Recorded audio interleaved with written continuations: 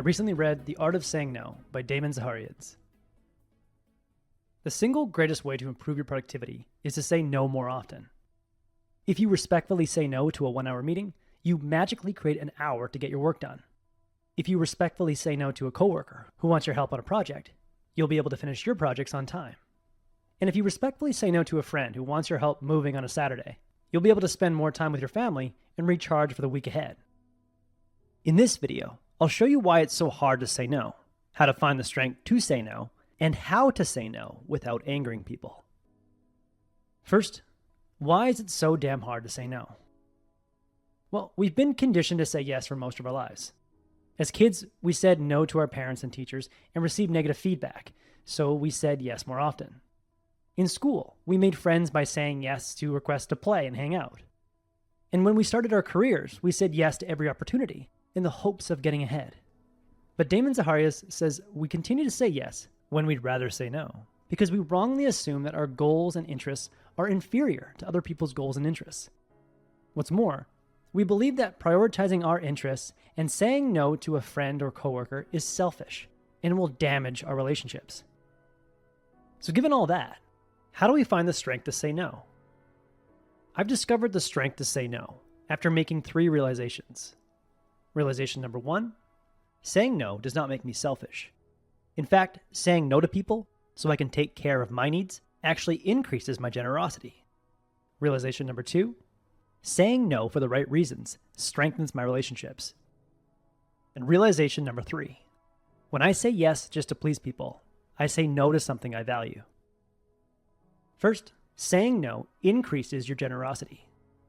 If you say yes to anyone and everything, you'll have no time to focus on your needs, be overwhelmed, stressed, and exhausted, and start to feel bitter and resentful towards the people taking up your time.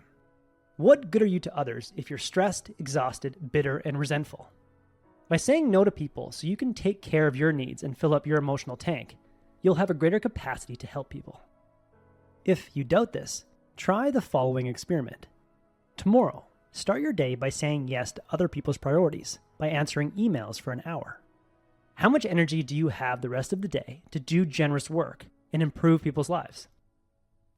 The next day, start your day by saying no to the outside world and yes to your most important project or your personal well-being.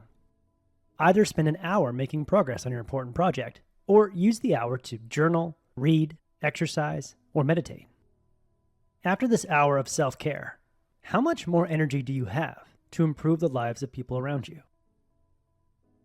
Second, saying no for the right reason strengthens a relationship. We value things that are hard to attain. So if your friends and coworkers know that you don't freely give away your time, they will value your time even more than if you simply said yes to every request. Realization number 3, every yes is a no to something you value.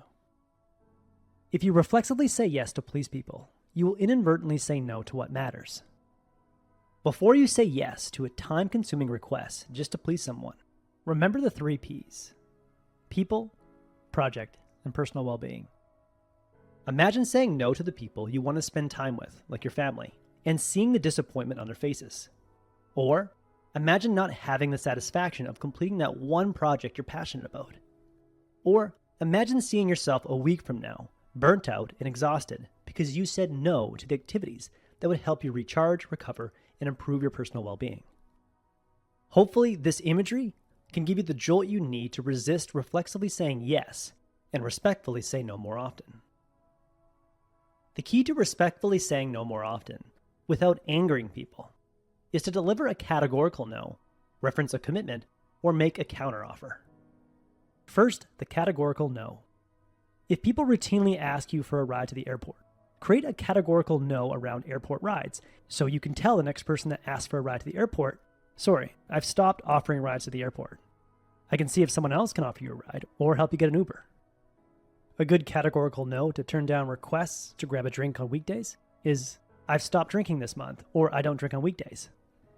When you tell someone a categorical no by saying, I've stopped, or I don't, or I have a rule, you make your no seem like an objective fact and not a personal rejection. Other examples include, I only do interviews on Fridays, or I'm not accepting new proposals at this time, Or, sorry, I don't schedule meetings before noon. Next, say no without being a jerk by referencing a commitment. When you reference a commitment, even a commitment to yourself, like I've committed to exercising every day, people are generally understanding and rarely push back. No one likes to break commitments, so they don't want to pressure you into breaking your commitments.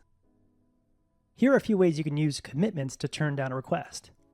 I'm fully committed to a project right now, so I need to turn down your request. Or, I've made a commitment to spend time with my family this weekend. Or, I can't join you for lunch. I've made a commitment to go to the gym every day at lunch. It helps to write down a list of personal and professional commitments you have every week so you can deploy them when someone asks for your time. And the last way to turn down a request without seeming like a jerk is to propose a counteroffer. Instead of saying no to someone's request, especially someone whose relationship you value greatly, just say no to their initial request, but counter with a smaller offer. Your counter offer can include finding other people to help or getting them started, or doing something similar that takes a fraction of the time. For example, I'm unable to do that at this time, but I can put you in touch with someone who can help you. Or, I don't have time to do A, B, and C, but I'd be happy to help you with one of those tasks. Or, I'm overcommitted and unable to attend your meeting, but I'd be happy to email you a few ideas that you can share in the meeting. Countering a request with an alternative that requires less time is a great way to protect your time and let the requester know you value that relationship. As Damien says, you don't owe the requester alternatives. It's just an act of goodwill. In the end, most of us have a habit of saying yes when we'd rather say no. We can break that habit by remembering that saying no will actually increase our generosity, make others value our time even more, and allow us to say yes to people we want to spend time with most, the projects we most want to work on, and the activities that most contribute to our well-being. We can say no without being a jerk and angering people by creating no categories, referencing our commitments, and countering requests with smaller offers. That was the core message that I gathered from The Art of Saying No by Damon Zahariades. This is a short but powerful read. I highly recommend it to anyone who's overwhelmed and needs to stand up for their priorities. If you would like a one-page PDF summary of insights that I gathered from this book, just click the link below and I'll be happy to email it to you. If you already subscribed to the free Productivity Game email newsletter, this PDF is sitting in your inbox. If you liked this video, please share it. And as always, thanks for watching and have yourself a productive week.